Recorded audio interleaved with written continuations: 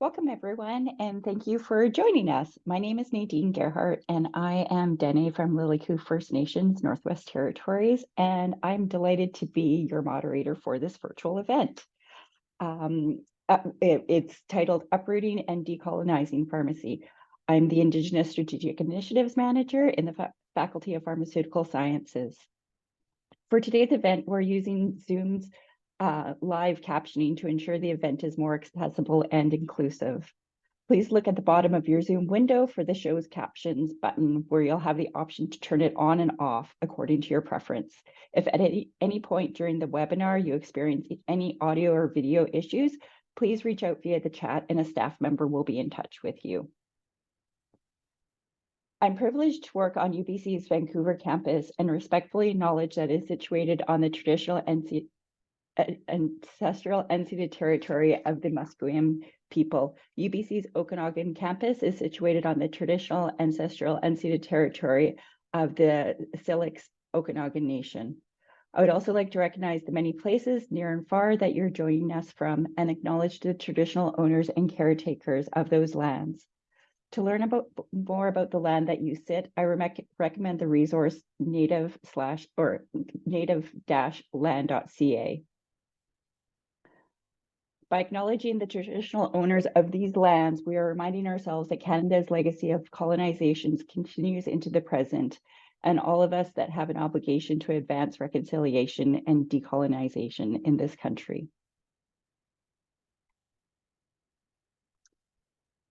The UBC's Respectful Environment Statement provides the guiding principles to support us in building and settling in a setting in which respect, civility, diversity, opportunity, and inclusions are valued.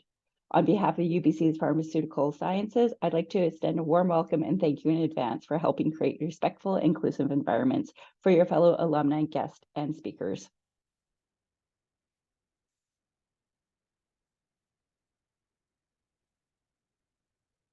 Forward is the campaign for UBC is the biggest fundraising and alumni engagement campaign in UBC's history. With the support of alumni, donors, and friends, like all of us joining today, UBC is advancing healthy lives and a healthy planet and healthy societies while addressing the immediate affordability needs of UBC students.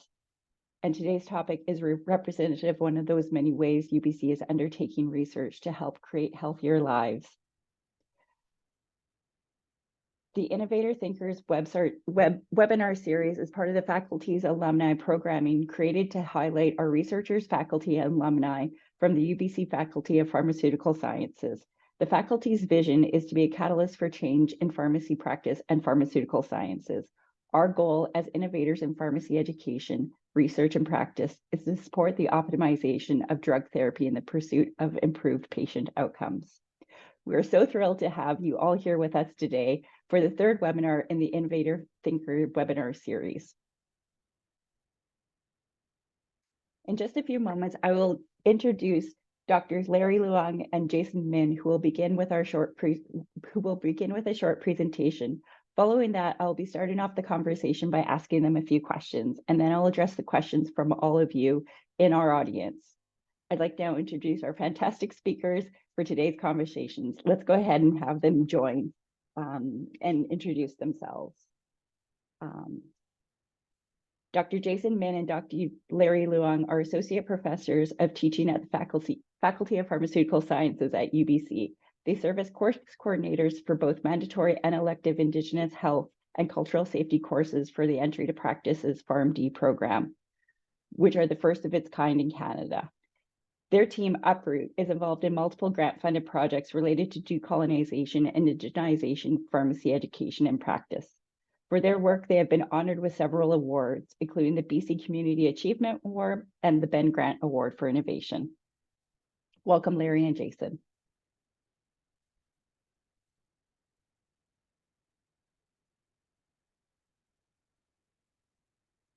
To facilitate this, we'll use Slido, our online audience engagement platform. To enter your own questions, please go to slido.com, slido.com. Use our event code UPROOT to sign in. There you can submit your own questions and vote on other questions you would like to see answered. Dr. Jason Min and Larry Luong are non-Indigenous educators who have had the privilege of collaborating with Indigenous communities across BC in the decolonization and indigenization of pharmaceutical education and practice. Jason and Larry, I would like to turn it over for you to present. Thanks very much, Nadine. And thanks to Shaina and the DAE team for organizing this and inviting us. Don't worry, Nadine, you're not the first person to call us Jerry. Yeah, my name is Jason, and we're really excited to have about 20 minutes to talk to you about decolonizing, uprooting and decolonizing pharmacy. And we'll get a chance to talk a little bit about the realities of pharmacy practice, decolonization, and examples of what that looks like, and to share a bit of our approach that we've taken to do that work. Yeah, so just to provide a little bit of context here about Jason and I, Nadine, thanks for the really kind introduction about us. But as Nadine had mentioned, Jason and I are non-Indigenous faculty members at UBC, and we've been really privileged to get the opportunity to work in this space for 13 years now. Hey, Jason, it's been a while, and so we've just had the opportunity to travel across British Columbia, across Canada, working with a lot of different Indigenous peoples and groups.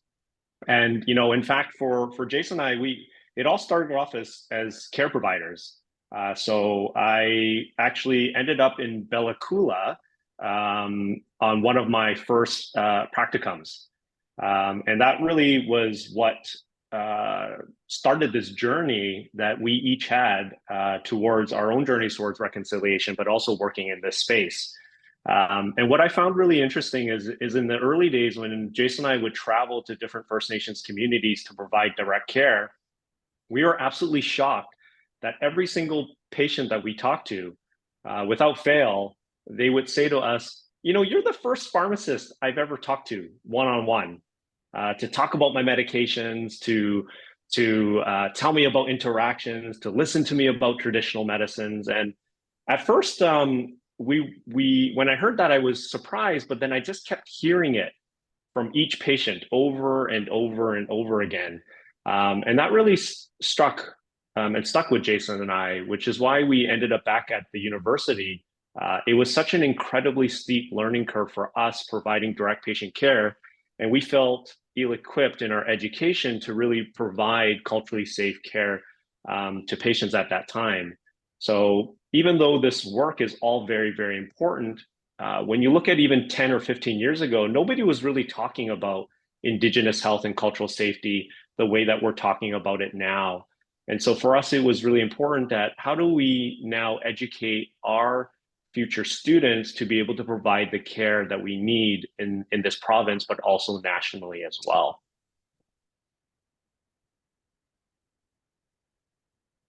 So Larry was alluding to it, and Nadine had mentioned, both Larry and I, neither of us are Indigenous. And so it's really important that we acknowledge, we play one small role in this bigger team and in this bigger movement. So we obviously need to acknowledge, the team itself. We have a fantastic group. We also are supported by an Indigenous curriculum advisory committee. We have an Indigenous student advisory committee, and we have many, many community partners that some of them have been working with us since the very beginning. And so we're really privileged to have that. And if you are finding yourself in a similar situation to us where you are a non-Indigenous pharmacist or involved in health in any way, and you're wondering if this is the right time to get involved or if this is the right space for you to get involved, the answer is absolutely yes. And so we're pleased to share a bit about our story, and hopefully there are some takeaways that you can have as well. And just know that because we're making space for this conversation, that doesn't devalue or detract attention away from other cultural groups who face oppression. For us, it's really important in the Canadian context to be talking about Indigenous health and cultural safety. some of the things that we talk about today, it's okay to acknowledge that it might be uncomfortable. As Jason mentioned, we're all on our personal journeys towards reconciliation. You might be just learning about it now. You might have a ton of experience. And so really, there's a shared responsibility for us to create a safe space for this conversation. I know the questions will be coming in on Slido, and we want to make sure that you feel comfortable asking any or all the questions that you might have for Jason and I today.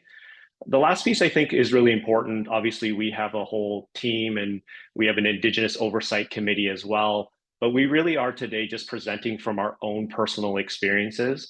And this is really just one singular approach to decolonization. It's not to say that it's the only way or it's the only correct way, but this is just what we have found to be effective when we are working with our Indigenous partners. But just know that it doesn't represent the views of all Indigenous peoples. Yeah, so I'll really echo that, encourage comments and questions on the Slido. I mean, we have an hour together and only 20 minutes of us talking. So hopefully there are questions afterwards. And if this isn't a safe space to ask questions, then when will you have a chance to ask questions, right? So we'll really encourage you to think about questions along the way. And what we're going to spend our time on are these three key topics. The first, we're going to briefly talk about the Western and colonial constructs within pharmacy. We're going to describe what decolonization looks like in pharmacy education and practice. And then we're going to share the model we've adopted, which is a two-eyed seeing approach to decolonization and some of our lessons learned. So to provide a bit of context to start, we are incredibly privileged to be living in BC, where there are so many diverse Indigenous communities. In fact, about 60% of all First Nations languages of Canada are here in British Columbia. So as you can see from this picture, the traditional lands of Indigenous people really spans the entire province, and the delineations of the space can be quite fluid in nature. And I really like juxtaposing this picture with the next picture, which really denotes how we often see Indigenous communities. As you can see here, it shows the 203 First Nations bands that we have in BC. But it's interesting to compare how we denote them as singular dots on a map, where the lands are very specifically delineated. And so when we talk about decolonization today, and we need to really think about the land which we come from, and this is critical to understanding why we need to change, not only on a personal level, but on a practice and systematic or systems level as well. So I really like to think about going back to the lands that we come from as we talk about some of the items we're talking about today. So let's start with a little bit of quick context. As a profession, I think we can all agree pharmacy is deeply rooted in a colonial and Eurocentric view of health. There's no getting away from that. That is our identity. We have very strong Western values of our profession, of our ethics, how we look at best practices. We have a great emphasis on evidence-based medicine. And yet we also seem to have a hard time getting away from a transactional approach to care. And I think part of this talk and part of the uncomfortableness of talking about this is it's not that pharmacy needs to change away from Western values and evidence-based medicine. We are through and through evidence-based practitioners, but that doesn't mean that there isn't wiggle room to adjust and shift and adapt to the patients and the context we're providing care in. And so we really have, unfortunately, the reality of this sort of homogenous, discriminative culture of pharmacy where, it's very common to see stigma and pervasive bias among our colleagues and those that we work with. And it's important to note that this is all very, very new. Prior to 2012, there was no Indigenous curriculum in pharmacy program. And if there was, it was very, very minimal. And that's across the country. It was very minimal. So if we're not changing the bylaws and we're not changing our identities as pharmacists, then where do we go from here? And how can we improve patient health outcomes in what we do? So we're going to talk about that. So the word you'll hear a lot about where we go from here is all around decolonization. So let's talk about that word decolonization. We hear it a lot, and I feel like it's one of those things where it gets used so often that sometimes we lose the original intent of the word. We lose sight of why we use this word or what it actually means. And I know for Jason and I, our Indigenous partners like to remind us a lot that true decolonization can really never be achieved. That would require for all of us, in a very broad sense, to give back all the Indigenous land and life that was lost. And so, more often, when we use the word decolonization, we are using it within the context of our practice or our education or ourselves as individuals. And so, when we decolonize, we are essentially looking at how can we uproot existing Western approaches, structures, and systems while simultaneously returning control back to Indigenous people. And so for Jason and I, we really like to think about decolonization existing on three levels. This is how we go about working with all of our partners. The first level is, how do we decolonize pharmacists? That's to say, how do we decolonize ourselves as individuals? Again, each on a unique journey towards reconciliation. Where do we start to get to know a little bit more about these practices? The second level is, how do we decolonize the pharmacy?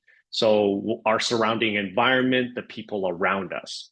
And finally, number three is, how do we decolonize the entire system?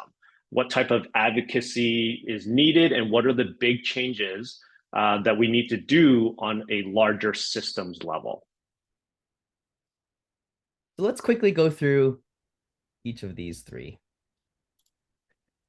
So starting with decolonizing the pharmacist, as educators, we're privileged to have the opportunity to influence what our students learn and how they conceptualize and view things in practice. And for us, when we're building curriculum, there's an ease and comfort when you teach a new therapeutic topic. You pretty much know that the student doesn't know much about the topic until you teach it. But when it comes to talking about Indigenous health, cultural safety, decolonization, everybody's coming to the table with a very different set of experiences and understanding of what that actually means. And so that we're challenged by the fact that the baseline of our audience is very different, just like the baseline of the audience today could be very different. And so again, we'll encourage questions if you have them. And our goal is really, how do we advance that person's awareness? Like, how do we move the needle one step further? And so where we landed, and this is just our example, where we landed in curriculum is we anchored all of our content around these 5 core pillars. And all the content we build is around them. So they are colonialism, power and privilege, cultural safety and humility, health and healing, and ethical engagement. What that looks like then is a curriculum that's hopefully balanced and touches almost every year of the students graduating right now. So you can see that across the first 3 years, which is the didactic years of the ETP PharmD program, you can see that our students get touch points starting with an introduction to Indigenous health. In second year, they move on to a mandatory course on Indigenous health and cultural safety. And then there's a third year elective, followed by what we're working on now, which are fourth year practicums that are land-based and experiential.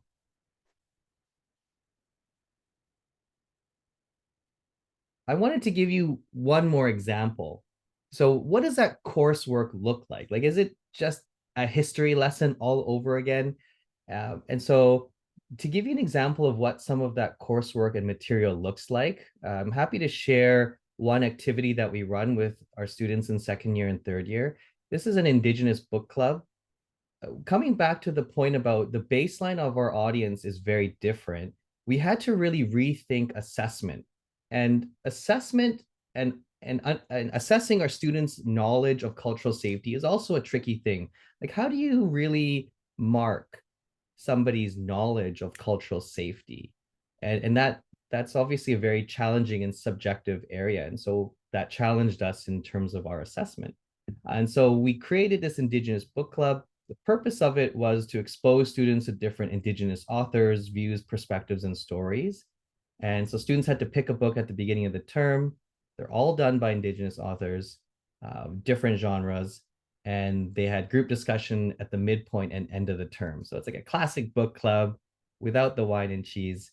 And every year we go through the different books and ensure that they're appropriate for our student learning. So that's one thing. If you're interested in reading any of these books, we're also happy to share the list of books that we provide for our students.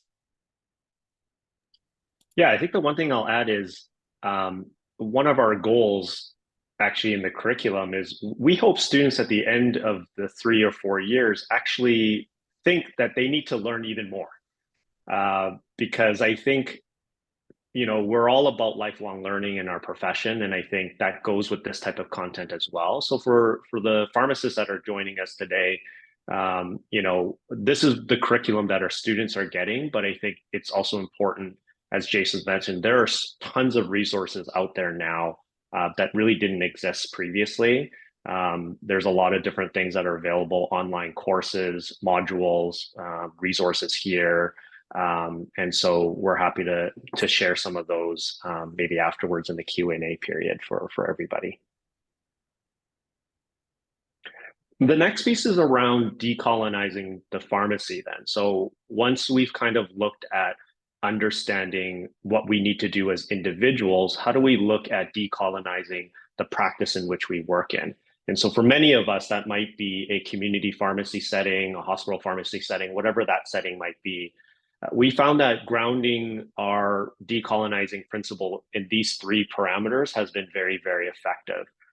The first one is grounding in Indigenous relationships. I think that's pretty self-explanatory, but how do we increase Indigenous influence, decision-making, and control in all of the decolonizing efforts that perhaps our pharmacy is embarking in, as well as programming? And I'll give you an example of what that looks like. The second one is community-based. Most of what we do oftentimes, even as non-Indigenous allies, in an academic setting or in a pharmacy setting, it really does privilege ourselves and it privileges the institution. So we need to ensure that we're building reciprocity in the deliverables that we create in any type of programming to ensure that they're relevant and beneficial for our partnering Indigenous communities as well. I think Jason's example previously was a good example of that. We've had numerous Indigenous partners and communities partner on building curriculum. That privileges the institution. It helps the institution and our students. But our partners really don't get anything from that, other than 10, 20 years from now, they obviously get access to more culturally safe practitioners. But we need to define deliverables for needs and priorities that they have at this stage in time. The last piece is around indigenization. So how do we now integrate more Indigenous perspectives and knowledge systems in the things that we're doing? And so an example of this is something that, again, Jason and I've had the privilege of working is we've had the opportunity to build a lot of clinical pharmacy services for Indigenous communities as well. That's in a community pharmacy or primary care sector. And that looks at how do we assess the assets that a community has already, what capacity do they have, and how do we co-build pharmacy programming that is going to be sustainable over the long term. You'll hear in my intro, many of the patients I talked to back then and even now, so few of them, specifically in rural and remote communities, but also in urban settings, they've never actually had a one-on-one conversation with patients. And so for Jason and I in our work, we, in collaboration with our partners, we've built a lot of different things. The first one is around shared collaborative clinics. That specifically looks at what are the existing clinics and resources that are in the community, and how can we now add a pharmacist component to that. Pharmacists often I feel, get forgotten in a lot of these clinic building. And so being part of that conversation is really important. So we build programming for substance use disorders or clinics where there's nurses involved and pharmacists and physicians. We do home visits as well. That's very, very effective in ensuring that patients are taking the right medications at home, that they're storing things correctly. Also, just to see the lifestyle of our patients as well. And then finally, we run educational sessions for healthcare providers and community members as well. And what's consistent in all of that is the principles that we've listed out in terms of building this with our partners to better serve that community. Yeah, and I'll bring back the slide before that Larry was talking about. You know, we talk about Indigenous relationships and community-based, and one of the questions we often get is, well, how do I get started? How do I build those relationships? And these are some fantastic ways we found it. Home visits, yes, are more time consuming. They're more resource intensive, but they're also fantastic opportunities to build relations. And if you're involved in telehealth or remote health, this is another way to enable that. Telehealth can be challenging to start without a prior relationship with the patient. And conducting home visits and shared collaborative clinics is one way to sort of get you going and get started. The final piece is decolonizing the system. Now, this is a very busy slide. If it's familiar, it's because this is taken from the In Plain Sight report. If you haven't yet, or if you're not familiar with this report, I will strongly encourage you to Google it and read at least the summary of it. If you're tired of hearing our voices, you can do that right now. But this really depicts, this diagram is one of my favorites in the report. It looks at a bird's eye view of what does that system look like. When we talk about the health system, sometimes it's hard to connect the dots between stereotypes that we hold and patient health outcomes. And so if you follow along in the, let's just look at the orange boxes and the orange line. So if you follow along, you know, there's the box of colonialism, which arguably is not a static box. It's both past and present, but you have the impact of colonialism, which has led to things like stereotypes and discrimination, whether you're aware or not aware of them, that exist. And you can follow that around the circle. This is the cycle that perpetuates itself with things like confirmation bias and other things. We can spend hours talking about this. But the most important box is the poor outcomes. And so we know there's great evidence to show that there are significant health outcomes implications on our Indigenous patients. We know that there is not an equity in many of these outcomes, but things that are listed there: higher suicidation, higher stress, reduced life expectancy, increased rates of chronic disease, and high infant mortality, just to name a few. And so, you know, sometimes it can be hard to look at, well, how do you like break that cycle? How do you start working on it? And yes, you can work on it at a personal and at the pharmacy level, but at a systems level, is there anything that you can get involved in to help address this? So one example of what's been happening now locally and across Canada is some very exciting new groups that have emerged in the last couple of years. These are two organizations that we want to highlight. One is the Indigenous Pharmacy Student Collegium. This is a UBC student group in our faculty that just started a couple years ago. And there is a new, you may have heard of it, the Indigenous Pharmacy Professionals of Canada, which is an Indigenous pharmacist group across Canada. They also have technicians, assistants, and students as well.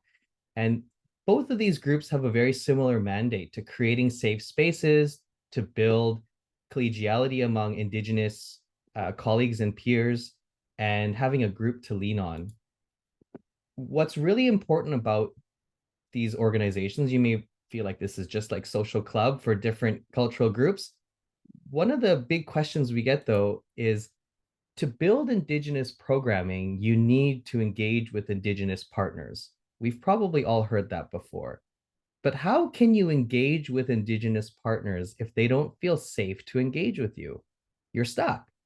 So one of the ways to address that is let's build safe and supportive spaces in hopes that then there's engagement available and capacity and reciprocity and all of the other things that have been mentioned already. So if you haven't already heard about either of these groups, I'll encourage you to take a look at them. If you're a preceptor or you've taken students before, we've heard over the years a lot of really harsh stories of our Indigenous students that pass as non-Indigenous, and they hear and experience and witness a lot of racism directed towards Indigenous patients. And so I'll just put that out there as well, that it's up to all of us to create that safe space, not just being part of these organizations, but if you take students or you're working on a team, we really don't know everything about the colleagues we work with. So I want to summarize a few key points, and I know Jason, I've talked very quickly here. We do want to get to some of the Q&A session here. But when we talk about, again, the decolonization existing on those three levels and what Jason is talking about, how do we go about doing that as evidence-based practitioners? We understand that there are Western knowledge systems, and we know that there are Indigenous knowledge systems. And so what we're asking or saying is one way of approaching decolonization is working in the space in between, so in the middle. That's essentially how our team operates. And so how do we bridge both Western and Indigenous systems together? And that model is called the two-eyed seeing model. Many of you may have heard about this model before. This is just a modified version that our own personal team uses. Sorry, it's a little bit small here for you to see. But two-eyed seeing essentially says we have one eye towards Western ways and we have one eye towards Indigenous ways, and we're working in the space in between. And so understanding that we each collectively bring different capacities, we bring different knowledge, we bring different resources, and operating in the space in between to weave both of those systems together to create something that is sustainable and works for our community partners. So here is just the model for our particular team. This is what we've committed to for our team to work with our Indigenous partners and community members. Jason, any thoughts on that? Nope. I think you captured it all. So that sums up our presentation portion. So thanks again for being a captive audience. We're happy to move on to the Q&A portion of the talk. Awesome. Thank you guys for starting off with the fantastic presentation. Just a quick reminder to our audience, don't forget to add your own questions to slido.com and use the event code UPROOT to sign in. So we'll start with the question and answer part of the session here. So can you guys explain the difference between decolonization and indigenization? Yeah, that's a good question. I mentioned both of those words previously. And so they are uniquely different in the sense that depending on the partners you're working with, sometimes our partners will say that it is tough to do indigenization, obviously, it's tough to do both of them without Indigenous partners. Indigenization involves actually integrating Indigenous perspectives, knowledge systems. So it's looking at not just the inclusion, but the true integration of those values and perspectives in everything that you're doing. Whereas decolonization more looks at how do we look at the existing Western barriers, challenges, structures, systems in place, and then systematically removing those barriers in an effort to include more Indigenous decision-making and oversight. So that's how we understand it, and that's how we sort of work with our partners when we talk about those two particular terms. I don't know, Jason, if you have anything to add to that. No, yeah, I would agree. Yeah. Awesome. And we got our first question. And so what are some of the biggest barriers that you've encountered in doing the work that you've been both doing? Yeah, that's a good question. There's been a lot of barriers. I think in the early days, I think you can split it up by timeline. So if we're talking about early days, I think the learning curve is very steep. Um, I think maybe the one piece that I'll share, and Larry, you might have something else to share. One piece in the very beginning was we often got questions of why you guys? Why not an indigenous person? Why not an indigenous pharmacist? Like why like it's so random. How come you guys are involved? Why are you guys doing this? And there are many reasons for that we have alluded to some of them earlier, but I would say it's both a barrier and almost an expectation to work in this space that you're going to have critics no matter what you do. And when we talk with indigenous pharmacists who do work in this space, they also have barriers in that teaching this content and in having conversations with indigenous pharmacist educators. They experience the problem of the students saying, well, it sounds like you're just comparing and complaining about inequities of your people. Whereas when it's coming from Larry and I, who are non-Indigenous, we don't have to answer those really ignorant questions sometimes. And so I think barriers around identity will exist no matter what identity you bring to this space. And I will say, in my experience, that's been one of the big detractors that I've seen people who support this area be really turned off from working in this space. They feel they don't belong. They don't feel that they're adequate enough. They don't feel that they're indigenous, that they can do this. And the answer that I would give to that barrier is don't let that be a barrier because that's going to exist no matter if you're indigenous or not indigenous. Larry, if you had a barrier. Yeah, no, Jason, I agree with that completely. I think the other piece is I wouldn't really necessarily call it a barrier because it's obviously can be seen as a really big opportunity point as well. But there are challenges because of how unique First Nations communities are or Indigenous communities are. Our experiences have been very different when we're working specifically with one community or a rural or remote community. And the reason why is that community or that nation will have their own specific Indigenous protocols or methodologies. And so for us, it's easy to then follow those particular ways. Things can get more challenging when you work with Indigenous organizations or more urban groups. I think there's a misconception that people assume when they think about Indigenous communities that we're only talking about rural and remote communities, but over 50% of the Indigenous population is in the urban setting. And so when we work with urban groups, they obviously represent a totality of nations. And so having to weigh, is that person representing themselves as an individual? Are they a spokesperson for their nation or community? And now, how do we integrate different indigenous perspectives? Also, is an added challenge. So that's both. That's why I say it's both a challenge, but also one of the most exciting and interesting aspects. I don't think we realize because sometimes we take a very pan-indigenous approach. We kind of have an approach that applies to all indigenous people. The communities are so vastly, vastly unique and different in terms of culture and traditions. Um, that's part of why we love this work. And so I think navigating that space, though, as somebody who's new, can be quite challenging. Thanks for that question. It's a great question.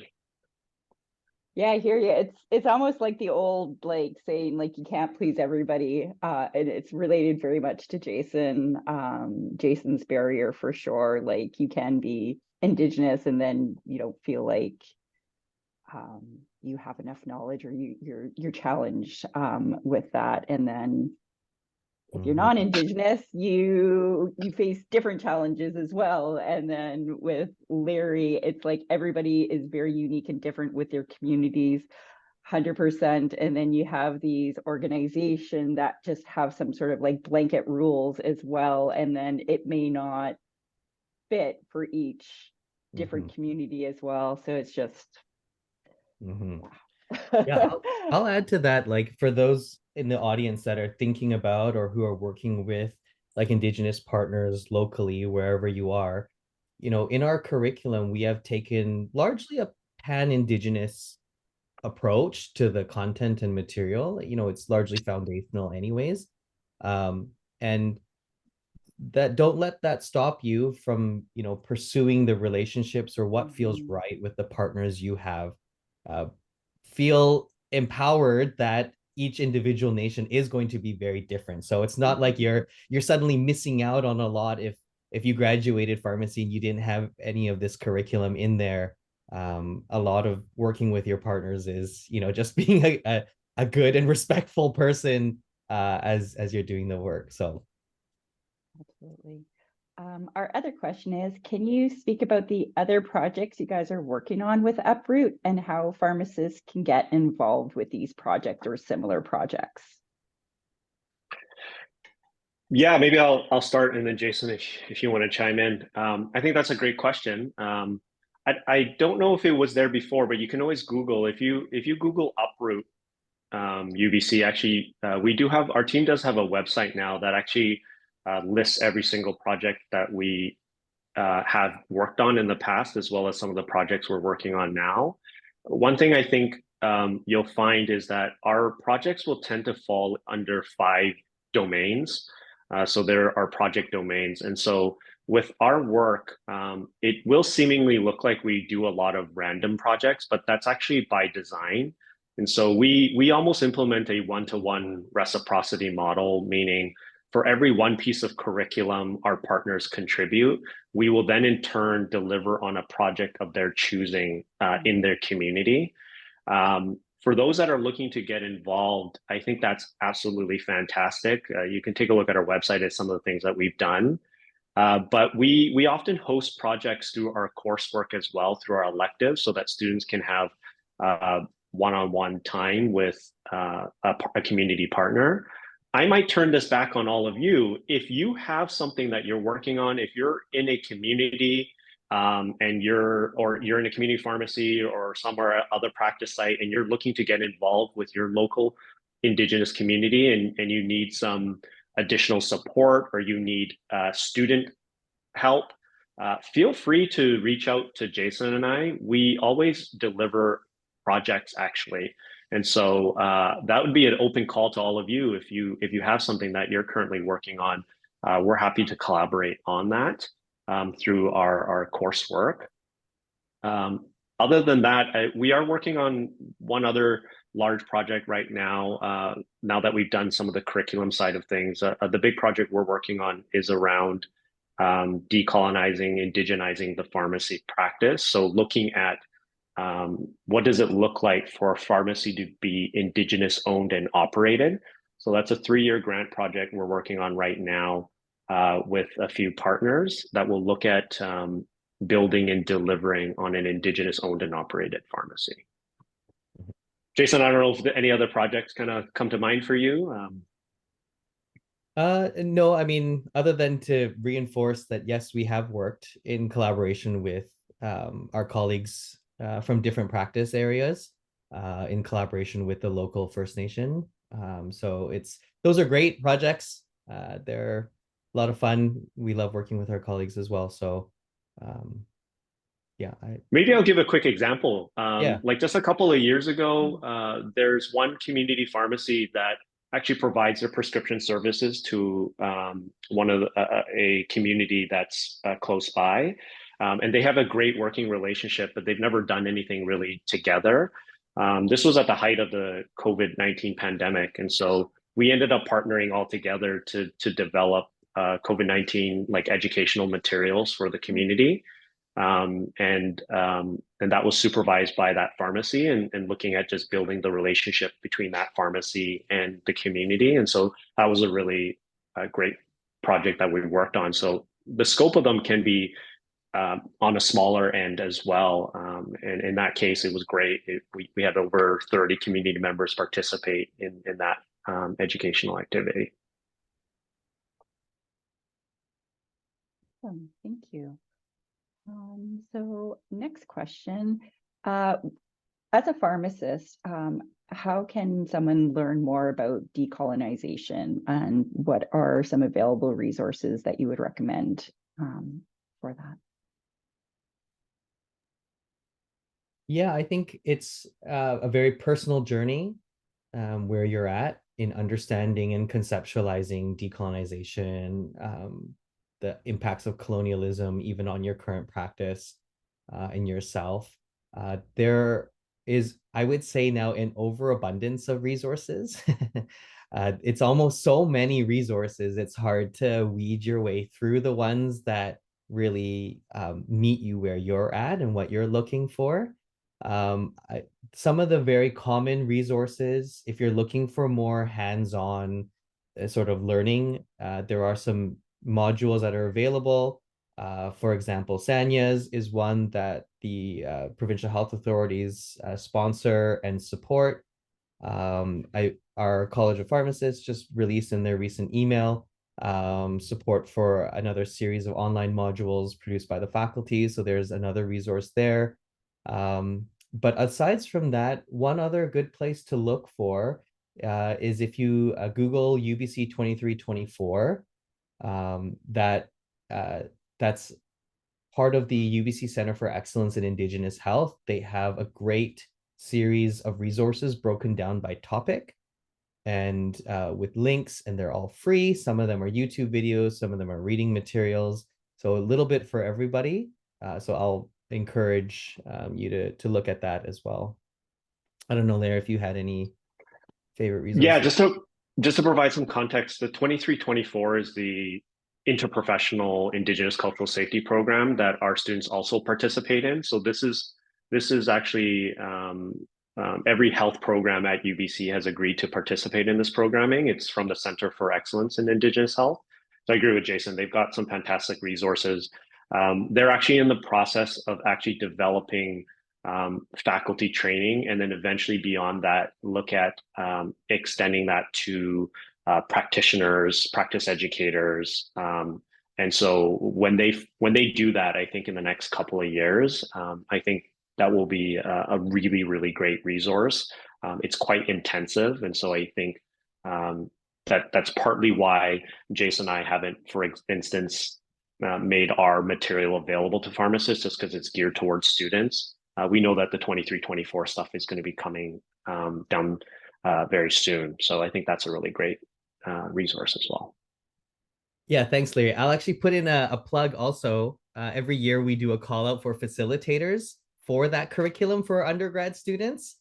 And so if you're interested in a 2-for-1 where you can facilitate and teach a group of students about this material, you also get that training, hands-on training yourself as the facilitator and access to the materials. So that call You out, also you call also get paired with an Indigenous facilitator, a co-facilitator as well. So you co-facilitate with an Indigenous facilitator, and that process is really great for learning as well.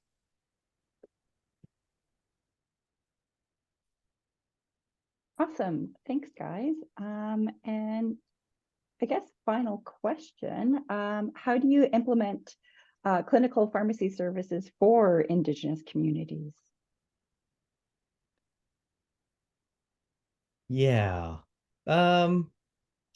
So I guess that's very much a community pharmacy focused question. And I guess just so we're all on the same page, I think when we talk about clinical pharmacy services, I think most of us think about the billable services rather than the entire scope of our practice, which has many different innovative ways that we could exert the full extent of our scope of practice. But if we just narrowly look at billable clinical pharmacy services, I think implementation is always very tricky.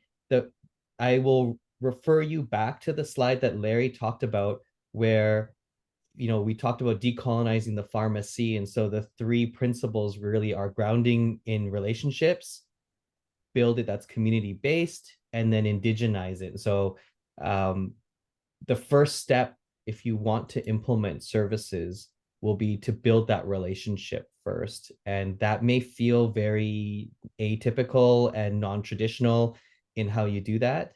And from that point on, establishing that relationship, testing a pilot, finding a community champion for your services, and then owning your side of the bargain. If you're going to start down that path of wanting to implement clinical services, have a commitment that you're going to then deliver on that for the foreseeable future, rather than sort of let's just tinker with it here and try it.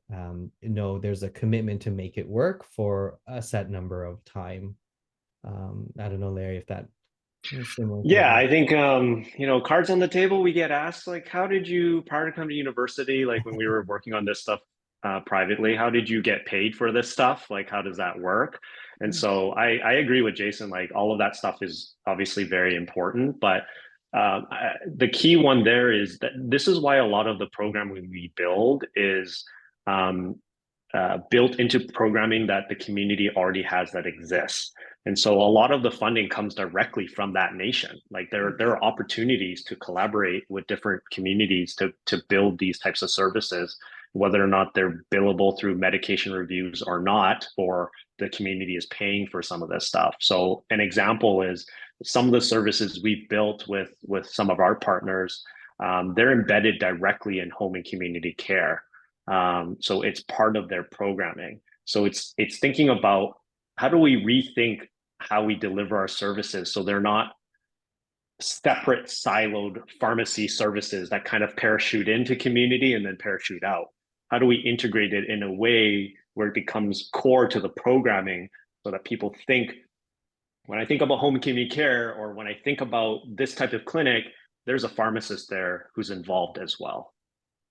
So that's kind of the paradigm shift we're trying to introduce with a lot of our partners so that when they're building their primary care models, for example, they're thinking not only about funding physicians and nurse practitioners, they're thinking about funding pharmacists as part of that project plan. We do have another question that came in. So what do you think might be the biggest gap for alumni in this space, given that this was not part of the curriculum in the past? That's a good question. I think it comes down to everyone's baseline is different. The biggest gap, I think, is not being with a group of colleagues that that have also had the same teachings and learnings. I think there's a degree of comfort knowing that all health professionals at UBC are graduating with the same baseline of information. So everybody you're graduating with is coming at it from at least the same like minimum understanding of working in this space. So I think there's a comfort in knowing that, and there's a comfort in expecting your colleagues in practice to know that. But I would say on a personal level, I don't know if there are like any significant gaps that I can name that you can't overcome by again accessing the many free resources that are available now. So I don't know if that's a cop-out. Larry, you might have a I think the biggest gap, just from what we hear from our partners, is Plan W. Like just understanding of Plan W. I think gets like I'm talking about the First Nations health benefits. The patients we talk to, they talk all the time about maybe community pharmacies that aren't willing to learn everything about Plan W. And as Jason mentioned, there are tons of resources that are available about that. There's a list that I think is quite straightforward in how to navigate that. We get that mentioned a lot. And I think, in general, is just there needs to be a bit of a culture shift, I think, in pharmacy in general, because when people think of pharmacy, they think about oh, we must really like drugs and prescriptions and giving out that type of stuff, when the reality of our work involves a lot of deprescribing, a lot of medication management, that kind of thing. And so, in order for us to recruit even more Indigenous students, for example, or to have more people working in the space, is kind of understanding that there are different ways to view medicine. There's different knowledge systems. And I think having that bit of a shift in attitude, I think, is important as well. That's a great question, though. And I guess the final question is, how could we incentivize existing pharmacists to adopt these services more broadly, such as this would become the new norm? That's a great question. Mhm. That's a great question. I mean, one can think about that broadly in terms of how we incentivize pharmacies and pharmacists in general for cognitive services, which, we're slowly getting there with the introduction of, med reviews, injections, adaptations. We have things like that.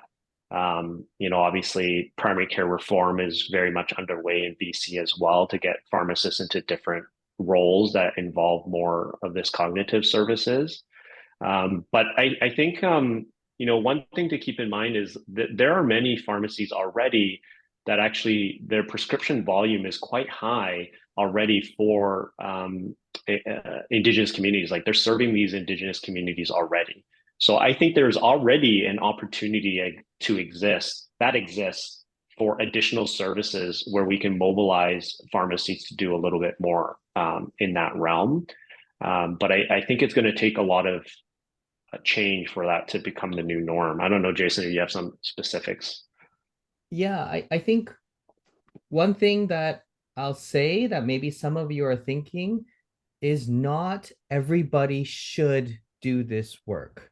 What I mean by that is not everyone needs to take this on as your life mission. You do not have to be the shining star of Indigenous advocacy. If it's not your thing, it's not your thing. So we have to be careful. Like that doesn't mean you are not working on cultural humility and cultural safety for your patients. At the end of the day, we do the job because we care about the patients. If your patient is Indigenous, then you have a responsibility to upskill yourself and stay up to date on what you can do to improve that patient's experience with the health system. That part is a given. Anything extra over and above, like I said, it does not have to be your crusade. I think there's a risk of incentivizing broadly, financially incentivizing broadly, individuals to do work in this space if it's not their thing. And I think more harm can come to the patient, but also to our profession if we are pushing everybody to do this when they're either not ready or their experience takes them down a different path. And so I think what Larry's saying is true. I think we need to normalize the conversation. I think we need to have more celebration of colleagues that are doing this work. But I think we need to acknowledge and be comfortable acknowledging that, you know what, it's just not my thing. That's okay too.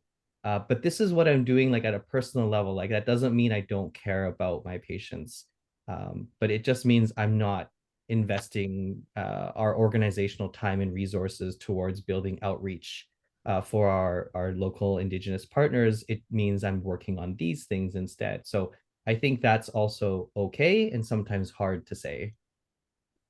Awesome. Thanks, guys. And before we close the program, I'd like to invite both of you guys to provide like a brief final thought to our audience and what you would like them to think about first and foremost as the program comes to a close today.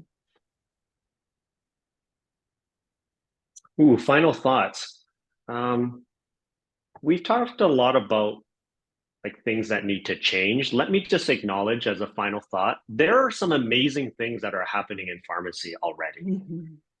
There are so many projects underway to support and to collaborate with Indigenous populations. I think, I think it's just about having more time for these spaces where we can share about these initiatives to get ideas. Like the only thing I want people to get out of this is that if there's one small thing that resonated with you, that might be something you can do on a personal level, on a pharmacy level, or on a systems level.